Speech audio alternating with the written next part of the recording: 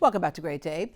Every now and then you run across that kid who gets a ribbon for perfect attendance, but the average student will have to make use of some sick days. Between the flu and hidden health issues, there are some preventive things to help minimize those unwanted surprises. Our next guest turned a personal experience as a mom into a mission to make healthcare more accessible. Dr. Juliette Breeze is the founder and CEO of Next Level Medical, and Scott Brown is the regional vice president. Good morning. Good morning. Good morning. Thanks for having us. Thank you. Okay, behind everything is kind of like there's something that basically encourages you to take the next step into something else. You're a Houston mom, you're a physician and entrepreneur, went to Baylor College of Medicine. Why did you choose family medicine as your specialty?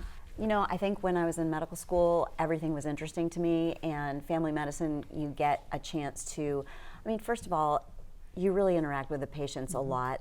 There's nothing between you and your patient, but also you get a chance to really talk about the entire person. It's not just, I'm going to focus on your ankle or your hip or your eye. Yeah. It's really about who are you as a person, and that just really attracted me from the beginning. Yeah, and you can catch so many things Yeah. and then refer if you need to a specialist, Absolutely. right? But people are interesting, and so it's kind of fun as a family medicine doctor, you get to know people. Yeah, you know a lot about medicine, and you talked about, just kind of interested in a lot of things, but a wider range of what you do in your expertise. You led a large orthopedic practice, so you had that business side too.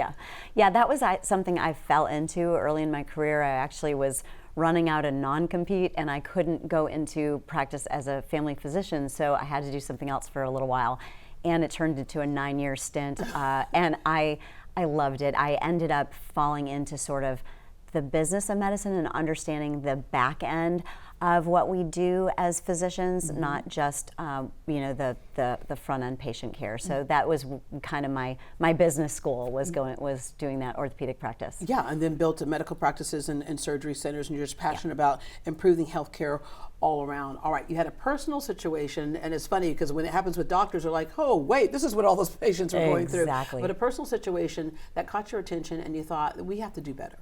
Yeah, I'd already been thinking that we had to do better.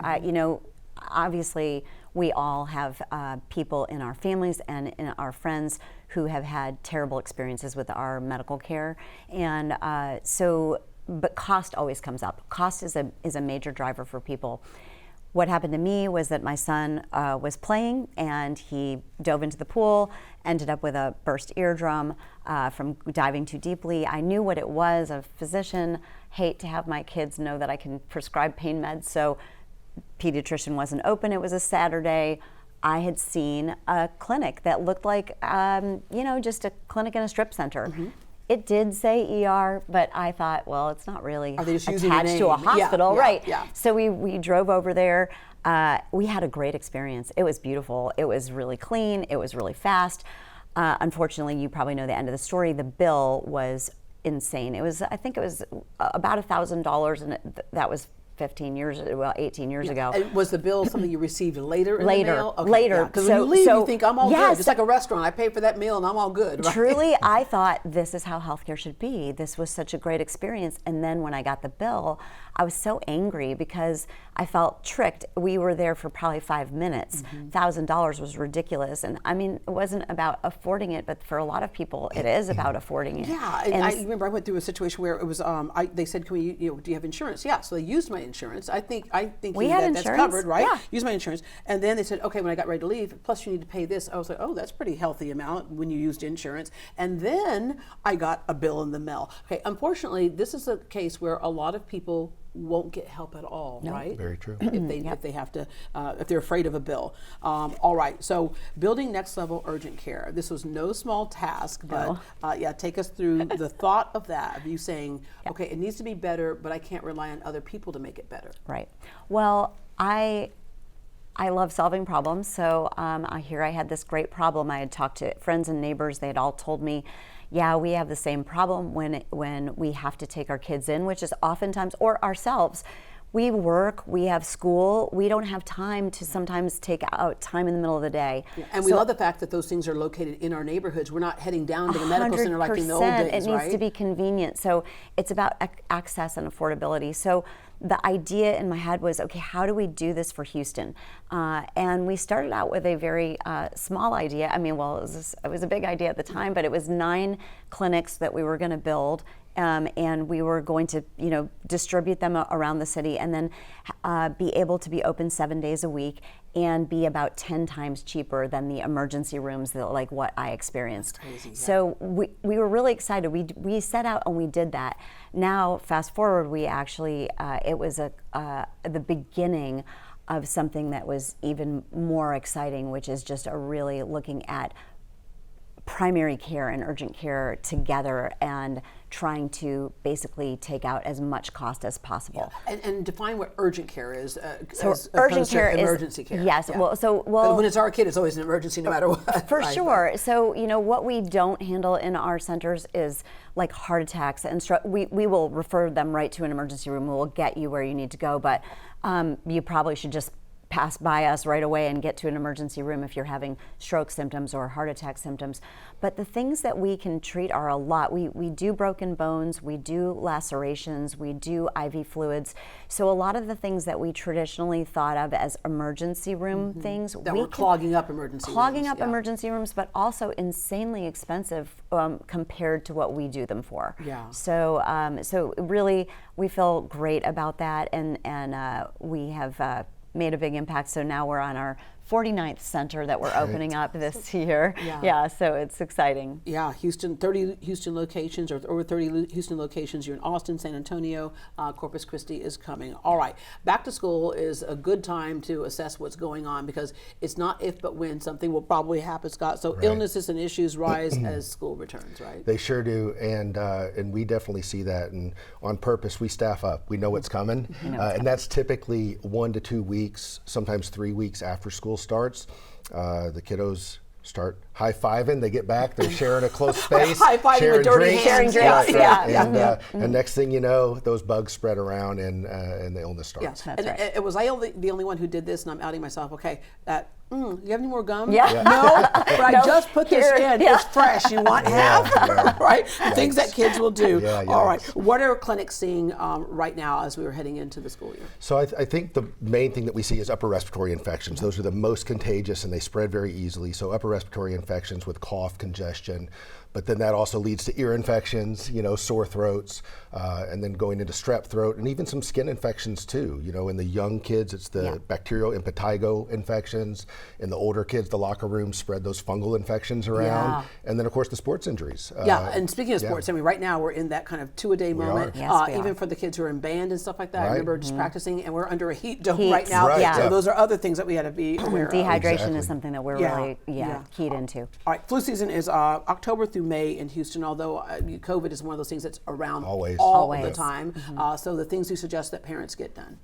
So for flu season, definitely the vaccine is recommended early, and then other than that, if you have a fever, stay home, don't spread it, and stay healthy, hydrate, get some sleep, eat well. It's really the basics, hand washing. Wash your hands. Wash your hands. Exactly. Or I know what I did with my son. I clipped on the sanitizer on his backpack. It was in his backpack. It was in his car. Absolutely. It was everywhere. Yeah, I mean, that's going to help. Yeah. All right.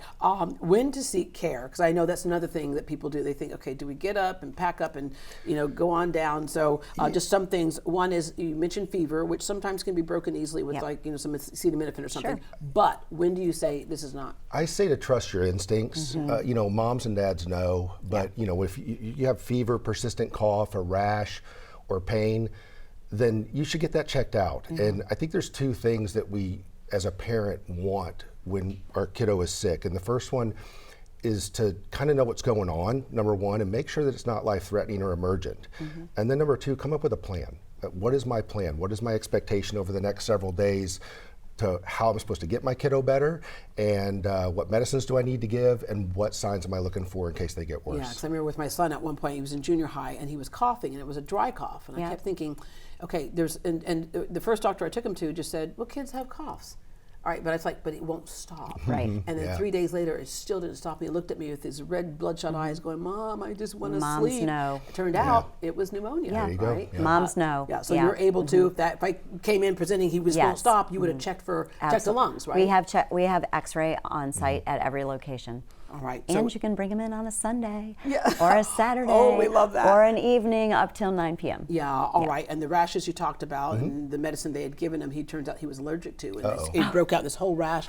Don't underestimate what that is. That's just not a dermatology thing. That could lead to other issues too, right? Yeah. Yeah, allergic reactions are very serious. So the great thing is we're available. Like Dr. Bree said, 9 to 9, and you can call us back and we will get that fixed or bring you back in and take care of it. And the whole point is making care easier. How are you able to do that? How are you able to offer what other institutions may offer, but do it at such a cost savings in a world called medicine where so many of us just know is so expensive? Well,